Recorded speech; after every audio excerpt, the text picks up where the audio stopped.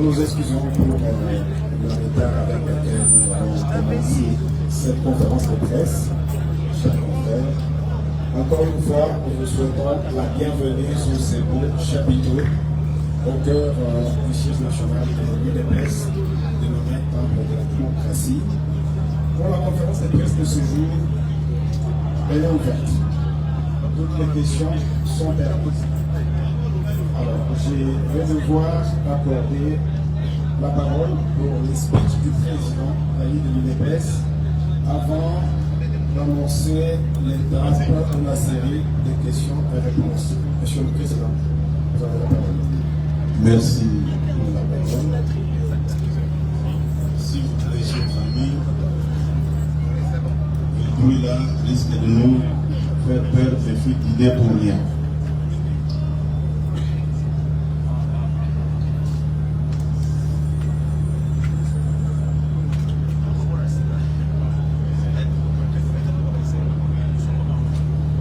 Mesdames et messieurs,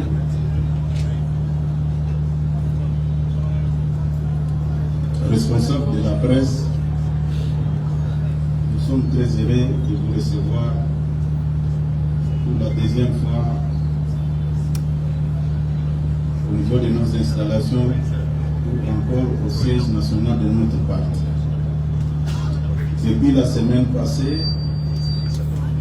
nous avons lancé une dynamique citoyenne dénommée Coalition des Congolais pour le changement de la Constitution.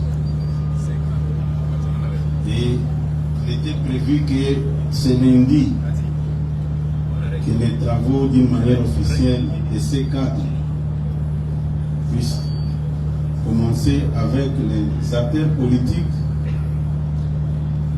les confessions religieuses, la société civile et le mouvement associatif. On ne pouvait pas commencer ces activités sans toutefois vous associer, puisque vous avez une mission pédagogique pour expliquer aux uns aux autres les biens fondés de la mise en place de notre dynamique citoyenne dénommée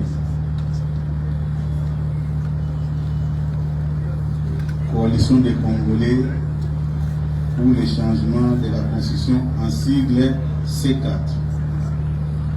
Et en dehors de ça,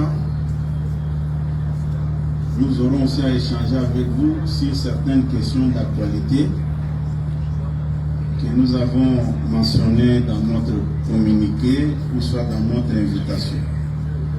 Nous sommes à votre disposition pour chercher à connaître pourquoi la création ou bien la mise en place de cette dynamique dénommée Coalition des Congolais pour le changement de la Constitution. C'est ça même l'objectif principal de notre rencontre de ce soir. Merci. Merci beaucoup. Merci pour les applications. Le débat est lancé. Le débat est ouvert. Je vois qu'il vient d'arriver. On va accorder la parole à Ibouya.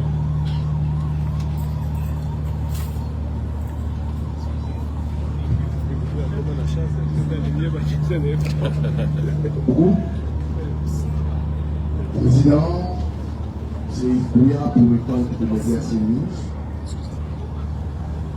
J'ai deux questions, Président. Je peux dire que je sens en vous. Est-ce que je peux avancer? Permettez, il faudra avancer. Parce que au lendemain de la création de la coalition de l'opposition C64, le lendemain, nous avons vu le secrétaire général, le président de l'UDPS, nous lancer les C4 avec des consultations. Et vous avez commencé ça et là. Est-ce que votre démarche ne vise pas à dynamiter l'union sacrée? Parce que quand je dis que votre démarche ne vise pas à dynamiter l'union sacrée, je vous vois aller vers les bases de l'union sacrée, vous consulter, Mais au même moment, nous savons que l'Union sacrée, qui est la famille politique du président de la République, s'est déjà prononcée sur les changements de la Constitution. Est-ce que votre démarche vise à dynamiter l'Union sacrée et connaissons déjà les bras de fer qui règnent entre vous avec les présidents, soit les secrétaires permanents de l'Union sacrée, André Matt. La deuxième question, permettez-moi de vous dire, Président, donnez-nous les vrais concepts. S'agit-il du changement de la Constitution ou nous sommes dans un concept de la révision purement de la Constitution? Merci. Merci beaucoup,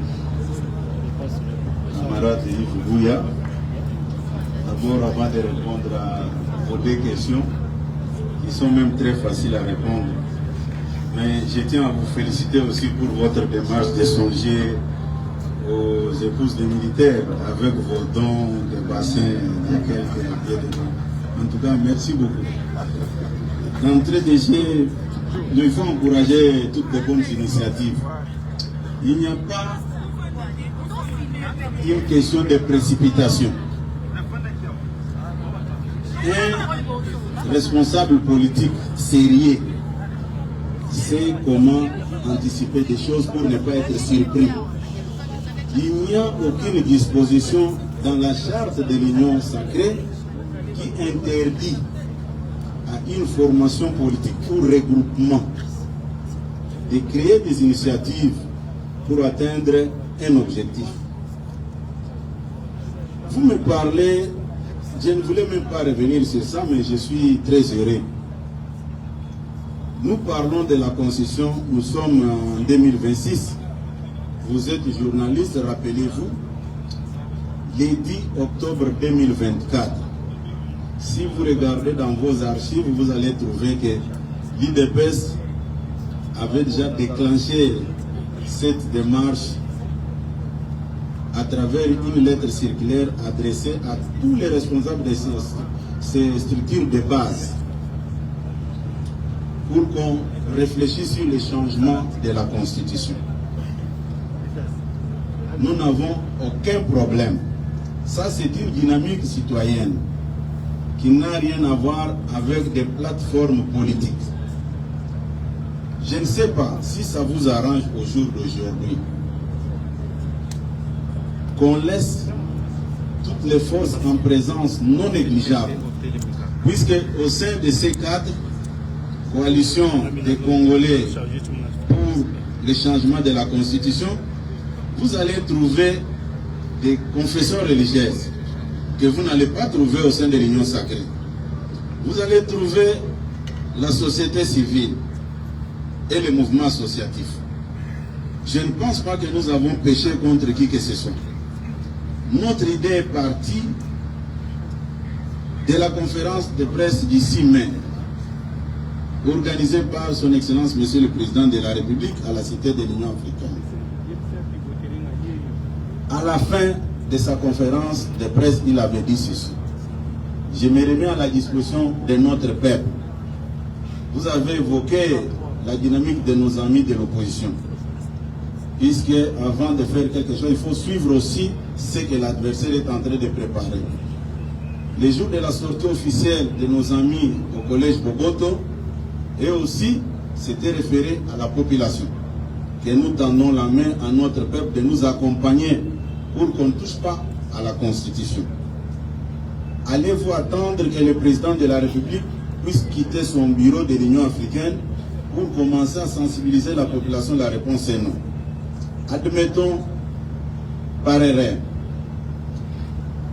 l'opposition sensibilise la population pour que le peuple congolais n'accepte pas les changements de la Constitution.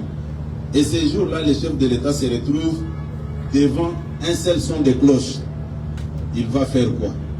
Nous, de sa famille politique, nous, de l'IDPS, nous sommes concernés par tout ce qui se passe au pays.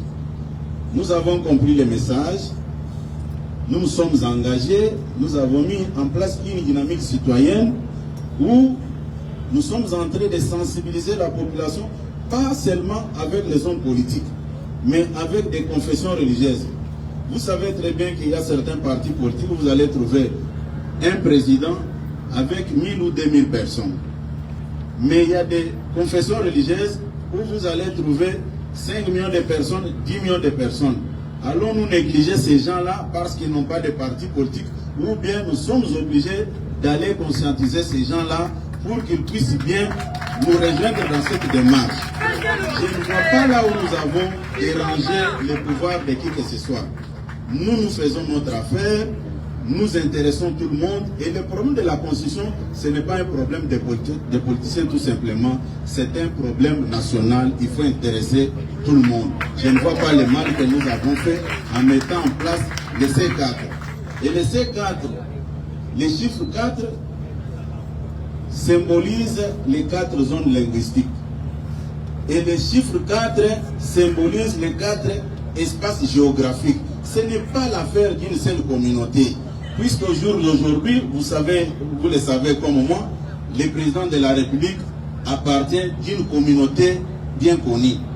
Et si aujourd'hui, on ne met pas cette dynamique en place, les gens risquent de dire que non, ils sont en train de se battre comme ça pour protéger le pouvoir de leurs frères. Mais ici, l'affaire concerne tous les peuples congolais dans son ensemble. Vous allez trouver les Bangala, vous allez trouver les Baswahili, vous allez trouver les Bakongo et les Baluba. C'est ce qui symbolise les chiffres 4 là. Je ne vois pas le mal que nous avons fait en créant cette dynamique citoyenne pour sensibiliser notre peuple. Nous ne pouvons pas laisser la place à l'opposition. Nous sommes en politique, il ne faut plus sous-estimer l'adversaire. Voilà un peu à ce qui concerne votre préoccupation que vous avez qualifiée d'anticipation, bien d'être pressé par rapport à la mise en place de la dynamique. Nous n'avons touché personne et par respect, nous sommes obligés de consulter tout le monde pour que un jour, que les gens ne puissent pas dire que nous, on n'était pas consultés dans cette démarche-là. Et C4 va fonctionner sur base d'une coordination dans tous les 145 territoires et dans tous les 26 chefs-lieux de province. Ce n'est pas une affaire de l'UDPS seul. Nous avons donné la chance à tout un chacun de faire des propositions pour mieux évoluer et atteindre notre objectif de changement de la Constitution. Voilà un peu ce que nous avons décidé à travers la mise en place de notre dynamique citoyenne. Merci beaucoup, Monsieur le Président. Je vais prendre Pascal Moulegua de la RFI. Junior. Croix Pascal. Merci. Monsieur Honorable Kabouya, changer la Constitution, parce que le président Tshisekedi, à 2 ans de la fin de son second mandat, voulait changer la Constitution pour qu'il y ait la possibilité de rester au pouvoir après 2028, ou comme Patrice Talon, pour changer la Constitution, même quitter le pouvoir. Quel répondez-vous à un habitant de Goma et de Bukavu dans une zone occupée et celui de l'Ituri qui est terrorisé par l'ADF Naou et qui attend à Kinshasa des débats qui occupent la place politique, la majorité au pouvoir, c'est le changement de la Constitution. Merci. Merci beaucoup, messieurs les journalistes, pour votre question. Camarade Pascal Moulegua, vous êtes journaliste d'une grande chaîne renommée la RFI. Je ne sais pas si vous pouvez nous dire ici aussi que le chef de l'État, son Excellence Félix Antoine Tshisekedi Tshilombo, s'est déjà prononcé un jour que j'ai besoin de faire un 3e mandat. Mais il ne faut plus faire dire au président de la République ce qu'il n'a jamais dit. Ici, il s'agit d'un problème de changement de la Constitution. Et je vous rappelle aussi, nous sommes de l'UDPS. Et l'UDPS n'a jamais souscrit à cette Constitution. Vous êtes d'accord avec moi? Même ceux qui veulent nous faire croire aujourd'hui que non, l'UDPS avait dit ne touchez pas à la vie. Lors des référendums, il n'y a aucune vidéo que vous pouvez nous brandir aujourd'hui où l'UDPS est en train de battre campagne pour cette Constitution. Mais toutefois, l'UDPS avait promis au peuple congolais qu'une fois au pouvoir, nous allons toucher à cette Constitution. Aujourd'hui, nous sommes rattrapés par cette réalité historique. Nous sommes au pouvoir. Allons-nous négliger la promesse faite par notre père fondateur, Dr Étienne Tshisekedi Mulumba de reste mémoire, ou bien nous allons faire la volonté des belligérants. N'oubliez pas que cette constitution est le fruit des belligérants. En 1992, il y avait déjà un ordre politique qui était en cours. Mais avec l'arrivée de l'AFDEL, cet ordre politique a été stoppé et mis dans les oubliettes. Et quelques jours après, quand ils ne s'étaient pas mis d'accord, ils ont créé la guerre que tout le monde connaît, qui avait occasionné plus de 6 millions de morts. Et on nous a imposé cette constitution par les belligérants. Le 16 février 1992, il y a eu des morts dans ce pays. Des gens qui réclamaient l'ouverture de la conférence nationale souveraine en mémoire de nos martyrs. Les gens qui avaient écrit l'histoire de ce pays avec leur sang. Il y a Cardinal Monsengo qui avait dirigé les travaux de la conférence nationale souveraine pour honorer sa mémoire, contrairement à ce que les Cholé et les Ambongo sont en train de faire en contradiction avec les combats de Monseigneur Monsengo et du peuple congolais en général. Nous nous disons ceci. Nous allons utiliser la constitution de 1992. Et cette constitution sera adaptée aux réalités actuelles.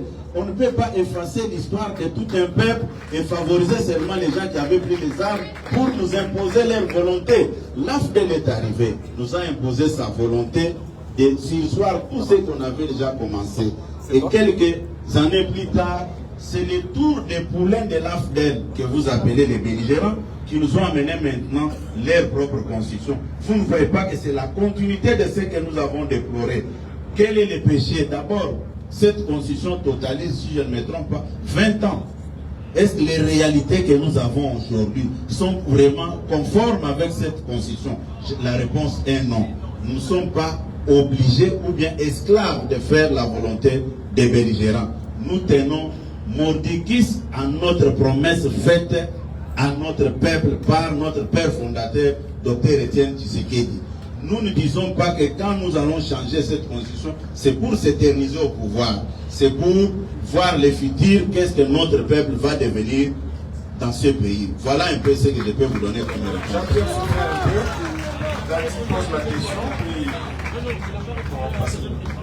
Merci.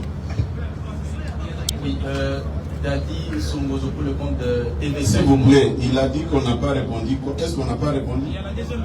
La deuxième, c'est au sujet des... Les habitants de l'Est sont dans une situation imposée par les belligérants. D'ailleurs, les initiateurs de cette constitution qui ne veulent pas qu'on change la constitution, ce sont eux qui ont imposé leur volonté à nos frères et sœurs de Goma. Voilà. Merci. Dadi, pour le compte de TV5 Monde, nous vous avons bien suivi. Il y a l'opposition qui va mener une campagne, vous l'avez si bien dit. Vous vous organisez pour faire la même chose. Question, allez-vous céder à la victoire de la population si elle se penchait du côté de la population, du côté de l'opposition? Merci. Camarade Dadi Songozo, vous êtes journaliste.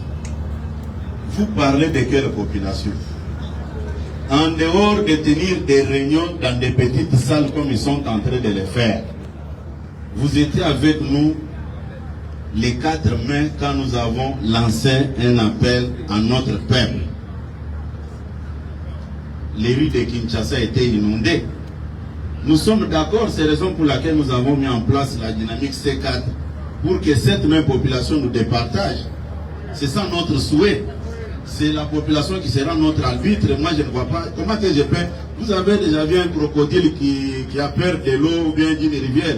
Je ne pense pas. Nous attendons le moment venu. Nous allons nous présenter devant la population. Jean-Pierre, prenez la patience. On passe le micro à Jean-Pierre. Merci.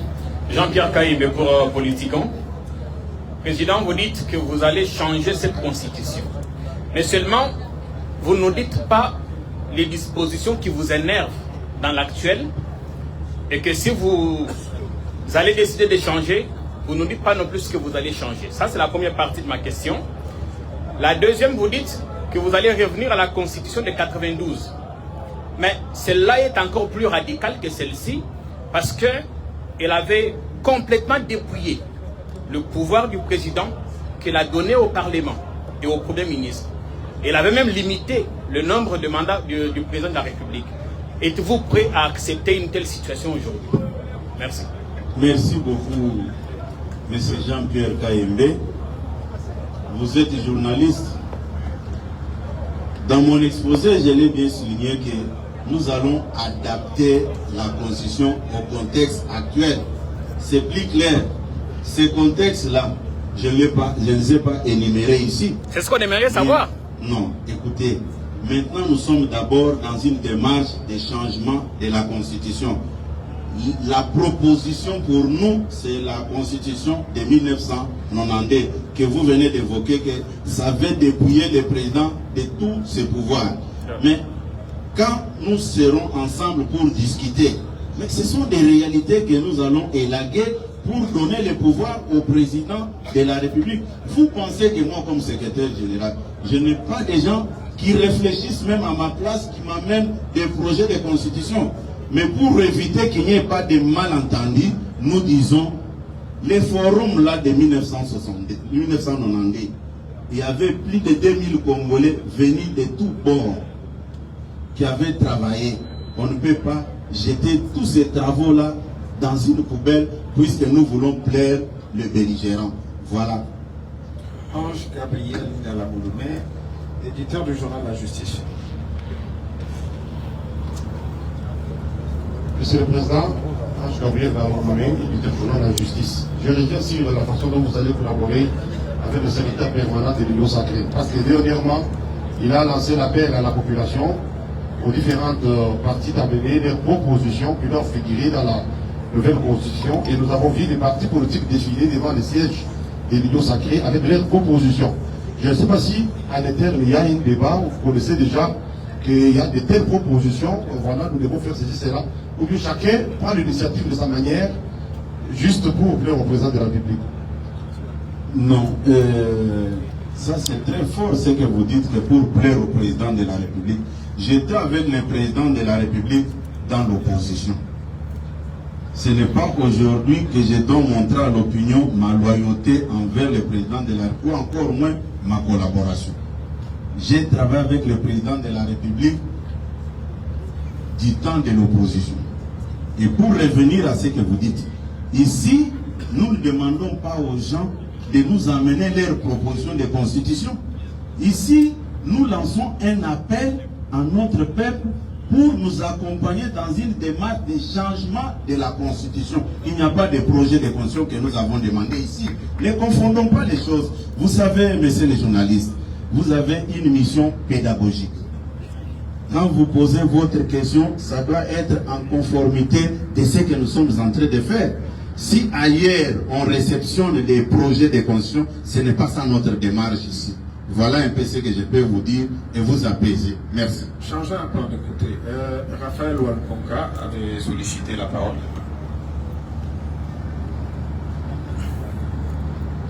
Allez-y, Raphaël.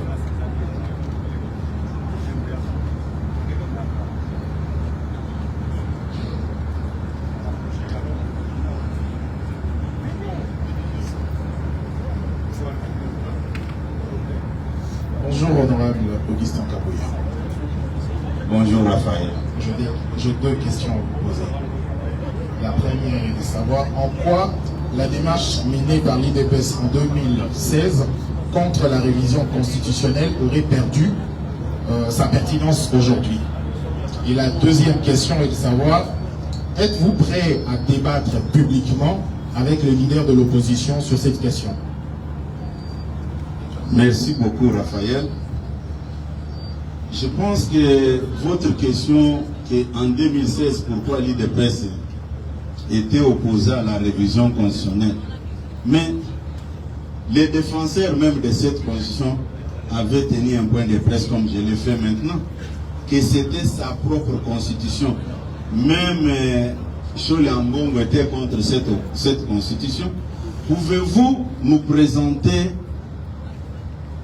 un élément de vidéo où l'IDPS battait campagne de cette constitution lors des référendums? Pourquoi l'IDPS avait opté pour les boycotts? La réponse est simple. Il faut aider les gens à connaître la vérité de notre pays. Puisque la personne qui nous avait amené cette constitution, nous lui avons dit, comme c'est votre affaire, nous vous accompagnons de ne plus encore revenir là-dessus. On était en train de les aider. Ce n'était pas qu'on était d'accord avec cette constitution, puisque quand vous regardez même les résultats du référendum, il y a eu 49%, si c'était le vrai résultat, qui était contre cette constitution. Et nous, à l'époque, on était opposés à cette constitution. C'est la raison pour laquelle notre père fondateur, comme je l'ai dit tout à l'heure, vous changez seulement les Français, mais c'est la question déjà posée par vos prédécesseurs.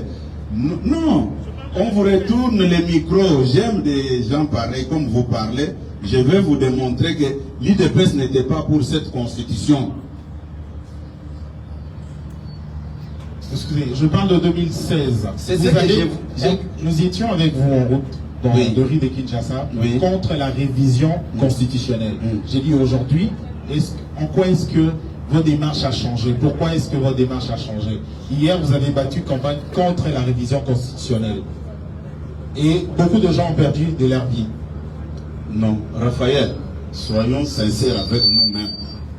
Ça, tu prends l'affaire au milieu. Il faut prendre les problèmes au commencement. En 2006, toi tu me parles de 2016.